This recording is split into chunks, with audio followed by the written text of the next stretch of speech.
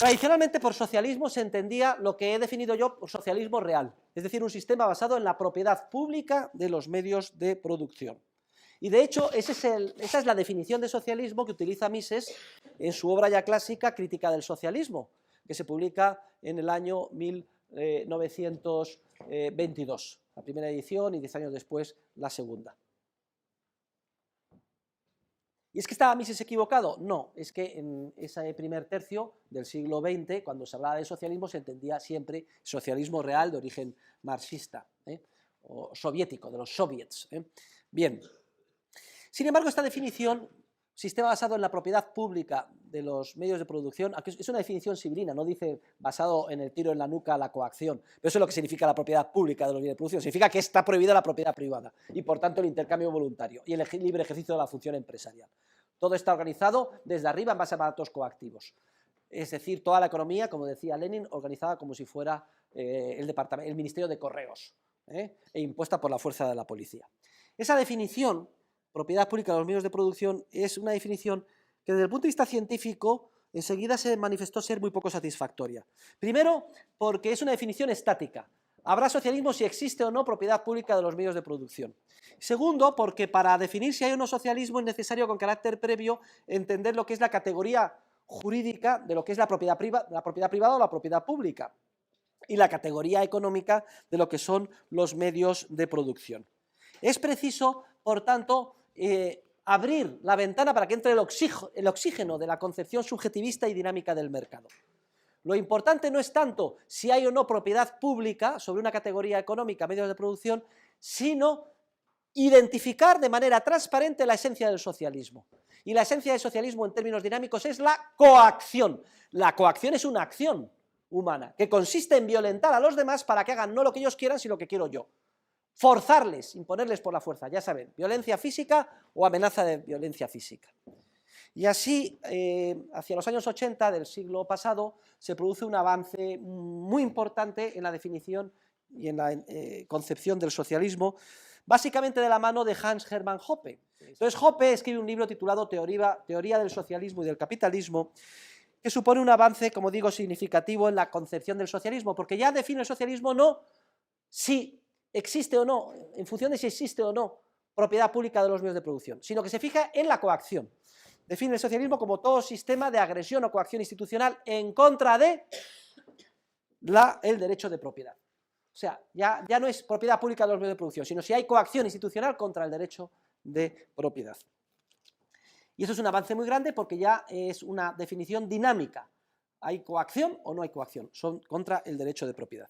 Sin embargo, aun siendo un avance importante esta definición, a mí no me pareció del todo perfecta y veía que seguía faltando algo. El problema no es detectar si hay coacción contra la propiedad privada, el derecho de propiedad, porque eso exige que previamente nos pongamos de acuerdo en qué es el derecho de propiedad, cuál es el derecho de propiedad justo. Previamente a una institución jurídica está el proceso espontáneo de interacciones humanas. Entonces, ¿qué es lo que se coacciona en última instancia? La coacción o la violencia es contra la acción humana de los otros seres humanos. Es el ejercicio de la empresarialidad, del in emprendo preendi prensum, que significa descubrir, ver, darse cuenta de las oportunidades que surgen en el entorno y actuar en consecuencia para aprovecharse de las mismas, que de alguna forma plasma la esencia más típica de lo que es el ser humano, la naturaleza más esencial de lo que es el hombre, lo que por naturaleza mejor nos caracteriza, nuestra capacidad de actuar empresarialmente. Por tanto, debemos de fijarnos si hay un sistema organizado de forma institucional para coaccionar nuestra acción humana o si no lo hay. Y entonces, de alguna forma, doy el último paso y completo, a partir de la primera edición de mi libro, del que tienen ustedes, que se publica en el año 92, el socialismo, definiéndolo de una manera generalizada como todo sistema de agresión institucional en contra del libre ejercicio de la función empresarial. Es cierto que la interacción humana empresarial a través del orden espontáneo se plasma en una serie de comportamientos pautados de los que surge el derecho y en concreto el derecho de propiedad, sin duda alguna. Pero la acción humana de tipo empresarial es previa al derecho. y la coacción es previa, en ese sentido, puede serlo, a su plasmación jurídica. Y esta definición es la más dinámica, es la operativamente más eficaz, porque es la más general, es una definición general y por tanto muy potente. Y tiene una serie de ventajas, como por ejemplo la que comento en la página 151, y es que permite dar un tratamiento unitario al socialismo general, omnicomprensivo, real, o al socialismo a medio camino de la socialdemocracia, o al que se llama piecemeal social engineering, es decir, la ingeniería social por trocitos o por piezas o por prueba y error, y al intervencionismo. Cualquier medida coactiva, en la medida en que incida en el cuerpo social, no importa que sea parcial en una parcela concreta, o que sea más o menos profunda, o que sea más general, o completamente general, producirá en el ámbito en el que incida, y precisamente en la medida en que sea efectiva, todos los efectos típicos del socialismo que hemos estudiado. Y así solucionamos un problema de Mises, y es que para Mises el socialismo es una cosa y el intervencionismo es otra, y los estudia de forma separada, mientras que nosotros, con nuestra definición generalizada de socialismo, podemos dar un tratamiento unitario a todos los tipos de intervención, estatal o sistemática, sobre el cuerpo social. Esa es la gran ventaja desde el punto de vista científico y operativo de la definición de socialismo que proponemos. Y es que desde la caída del muro de Berlín no les escapa a ustedes la realidad de que los socialistas pues han perdido su bandera y están totalmente despistados. El ideal que tenían ellos lo veían plasmado en las economías de tipo soviético. Prácticamente la mitad de la población del mundo estaba subyugada, había lo que se llamaba la Guerra Fría, los dos sistemas, la economía de mercado frente al sistema socialista. Es cierto que la economía de mercado dejaba mucho que desear, estaba muy intervenida, etcétera, pero era clara la diferencia. Cuando se desmorona el muro de Berlín y desaparece el socialismo, ya pierden su referente. Los socialistas, los progresistas, los que quieren. Entonces, ahora hay que buscar otra bandera para, de alguna forma, justificar el intervencionismo del Estado, para, de alguna forma, poder yo seguir definiéndome como socialista. Y entonces surgen todo tipo de definiciones y de conceptualizaciones idílicas de socialismo. Pasa a definirse el socialismo de una forma vaga. Por ejemplo, el socialismo es la armonía social, la unión armoniosa del hombre con la naturaleza, o se entiende por socialismo la maximización del bienestar social. El socialismo es buenismo, o sea, lo bueno es el socialismo, ¿no? La igualdad, lo bueno, bien. Pero vamos a ver, al margen de todo esto, eso que usted defiende, ¿en qué se plasma? ¿En qué medidas concretas? ¿Y pretende o cree que por ser eso tan bueno que está justificado que se pueda imponer por la fuerza desde arriba a todos? ¿Sí o no? Aclare eso, si hay coacción o si no hay coacción. Primero, aclárese usted su confusión mental de lo que pretende. Y segundo, ¿quiere imponerlo por la fuerza? De esta forma lograremos desenmascarar en cada caso cuando estamos ante un caso de confusión mental o ante un caso de simple y burdo oportunismo, o lo que suele ser más habitual, un procedimiento para enmascarar con un maquillaje atractivo la agresión institucional que se quiere seguir ejerciendo. ¿Y la bandera antes qué era? Pues conseguir el socialismo real. ¿Ahora la bandera qué es? Pues el calentamiento global, eso justifica todo. Justifica impuestos, prohibir que usted consuma, que no comamos vacas. Una nueva bandera para imponer por la fuerza. Porque si no se impone por la fuerza y es todo voluntario, no hay problema de socialismo. Lo que caracteriza al socialismo es la coacción. Siempre busquen ustedes si al final es coacción o no, que se quiere imponer por la fuerza del Estado. Y la conclusión del tema es, ¿podrá rehabilitarse algún día el término socialismo? Porque si van ustedes a los países del este de Europa y hablan de socialismo, es que es el término que está más destruido, más corrompido, que tiene un sentido más peyorativo. Nadie quiere ni oír hablar del socialismo. Se les ha estado vendiendo el ideal socialista durante generaciones y no saben ustedes lo que han sufrido. En Occidente, como no hemos sufrido tanto, nos dejamos manipular más.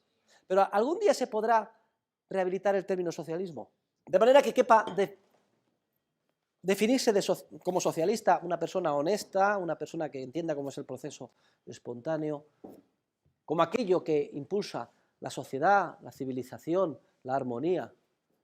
¿Cuál es ese sistema? Pues está claro que el capitalismo, que la economía de mercado, que el orden espontáneo de cooperación social. Solo si se llega a producir este cambio semántico y el día de mañana se empieza a entender por socialismo un orden basado en la propiedad privada de los medios de producción, el intercambio voluntario, caballero, no me distraiga, el orden espontáneo del mercado, etcétera. Es decir, si se entiende por socialismo lo que incluso hoy en día se considera que es lo contrario del socialismo, podrá rehabilitarse el término. Si no, está condenado, pues, a enmascarar, como llaman los anglosajones, a través de una visual word, es un término comadreja, con una cáscara atractiva, lo que no es sin un contenido perverso. Como las comadrejas son capaces, haciendo un pequeño agujerito en un huevo, en absorber el contenido dejando la cáscara intacta. Entonces, una palabra comadreja es aquella que ha sido su contenido totalmente prostituido. Por ejemplo, el término socialismo, absorbiendo, o el término democracia, o el término, su contenido, dándole un contenido que es justo el contrario y manteniéndole el envoltorio para que pique a la gente, concretamente gente como ustedes. De tal manera que yo cada vez hablo menos de socialismo, que induce a error. Muchas personas piensan que me estoy refiriendo a conceptos de tipo político, y para mí tan socialista es Rajoy como Zapatero, etcétera. Induce a error, y además como científico tengo que procurar impulsar la evolución de la comprensión del mundo en función de cómo yo creo que es la verdad científica. Entonces cada vez hablo menos de socialismo y estoy empezando a hablar cada vez más de estatismo. Es que es el estatismo, en la medida en que encarna el ejercicio coactivo y sistemático de la violencia, el que produce todos los efectos negativos que hemos visto para el socialismo. Porque en última instancia es la utilización sistemática de la violencia que encarna el Estado la que produce todos los efectos negativos que estamos viendo.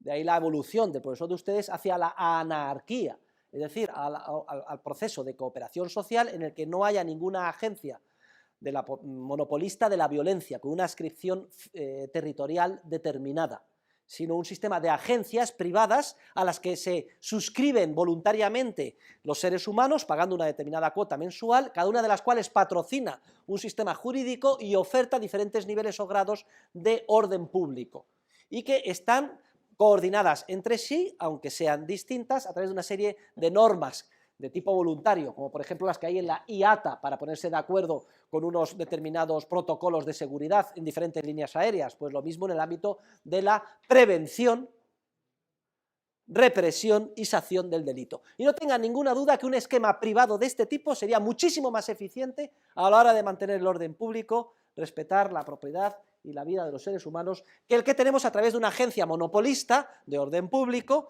que por tanto está aquejada de todos los problemas de ignorancia ineradicable, de tipo burocrático, como las que estamos sufriendo con la policía pública o los sistemas de justicia estatales, etc. Y lo mismo que decimos en el ámbito del orden público, lo decimos en cualquier otro ámbito, en el ámbito monetario, en el ámbito de los bancos centrales, o en el ámbito de la seguridad social, en el ámbito del estado del bienestar, etc.